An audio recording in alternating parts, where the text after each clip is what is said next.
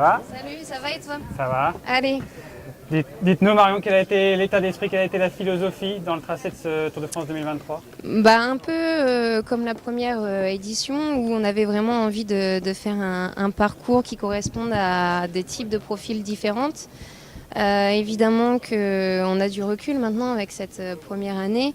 Et quand tu pars de Clermont-Ferrand, évidemment que c'est super de pouvoir faire dès le premier jour des étapes quand même assez accidentées. Les 2 premiers jours sont déjà assez difficiles. Il y en aura pour tous les goûts, hein. On descendra ensuite vers Blagnac où ça sera une étape vraiment pour les sprinteuses. On fera attention au vent. La 4e étape, faudra s'en méfier parce que même si sur le profil tu t'en rends pas bien compte, les 40 derniers kilomètres ça fait que monter et descendre quand on arrive à Rodez. Des petites routes, faudra être bonne en montée mais également bonne en descente.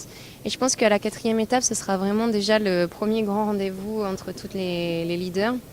Et puis ensuite, je pense que personne n'est passé à côté de cette étape de haute montagne pour ancrer encore un peu plus le Tour de France Femmes avec Zwift dans la légende, où il n'y a pas beaucoup mieux que le Tourmalet, c'est vrai. Tu auras en plus l'enchaînement du col d'Aspin juste avant, donc vraiment une étape de haute montagne et enfin l'ajout d'un chrono qu'on n'avait pas l'année dernière.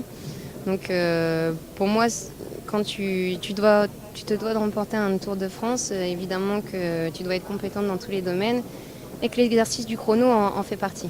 Qu'est-ce qu'elle vous a appris cette première édition en tant que directrice du Tour? Déjà, on était super fiers de nous quand même, de voir la réussite. En termes de sportivité, je me faisais pas trop de soucis, hein. Je commente le cyclisme féminin tout au long de l'année, donc je savais qu'on allait voir du beau spectacle. Après, en revanche, là où je me posais des questions, c'est de savoir si le public allait être nombreux présents au bord des routes.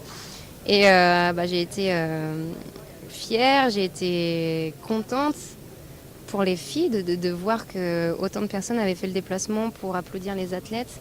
Il y avait vraiment l'atmosphère du Tour, il y avait des déguisements, il y avait des sourires, il y avait des pancartes, il y avait des petites filles qui étaient là et qui étaient venues en masse et qui vont, elles, pouvoir rêver un jour de participer au Tour de France Femmes. Donc évidemment que ça a été une première année qui a été réussie et en termes d'audience aussi parce que ça reste des chiffres mais c'est des chiffres importants quand même qui montrent l'intérêt du grand public. Ils ont été très bons avec France Télévisions, 2 millions en moyenne, plus de 5 millions à la super planche des belles filles. Mais ce qui est intéressant aussi de voir, c'est qu'à l'étranger, ça a aussi énormément marché. En Belgique, aux Pays-Bas ou au Danemark. Donc c'est vraiment un succès, mais partout. Est-ce que la machine globalement est en... Can I please just ask a question in English? So yeah, the success of this first tour, does it motivate you? Are you hopeful that it will be extended? And can you tell us how successful this first year was? Comme je l'ai dit tout à l'heure en français, non, pas en anglais. Elle a essayé en fait.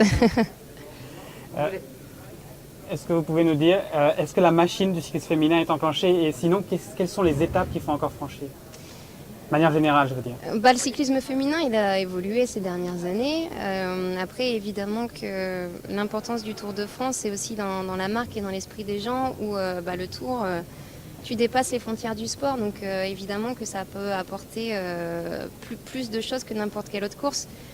Le calendrier cycliste féminin, il est déjà bien assez fourni. Finalement, ils n'avaient pas besoin de nous. Mais évidemment que ça a été suivi et que... Ça a été suivi parce que c'est dans la continuité aussi de ce cercle vertueux qu'est le Tour de France, sa caisse de résonance.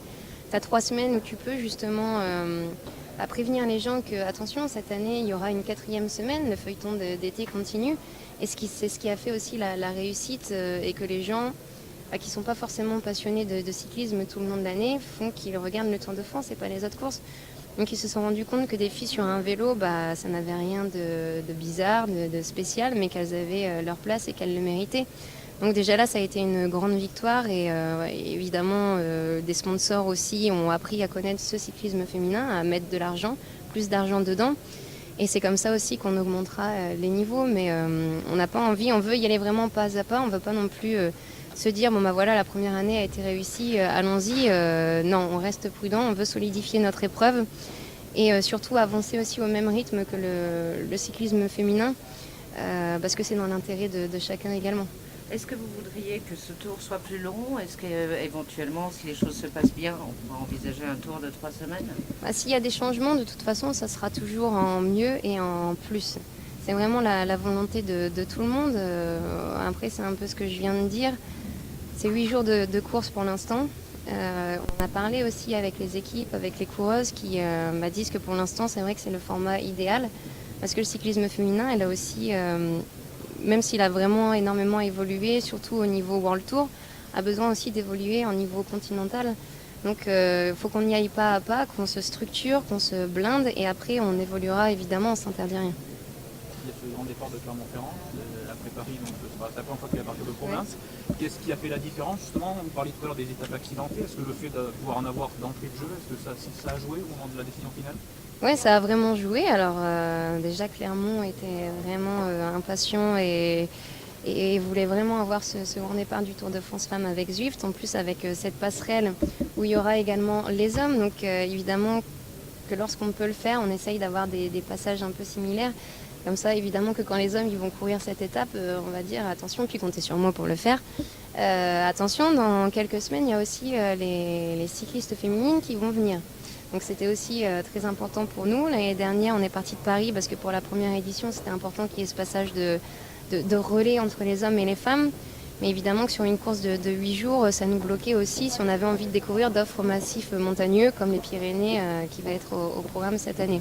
Donc on est parti de Clermont, on est très content de notre choix. Et évidemment qu'on ne s'est pas privé des reliefs, on est dans le massif central, donc les 2 premières étapes vont déjà être costauds. C'est rien.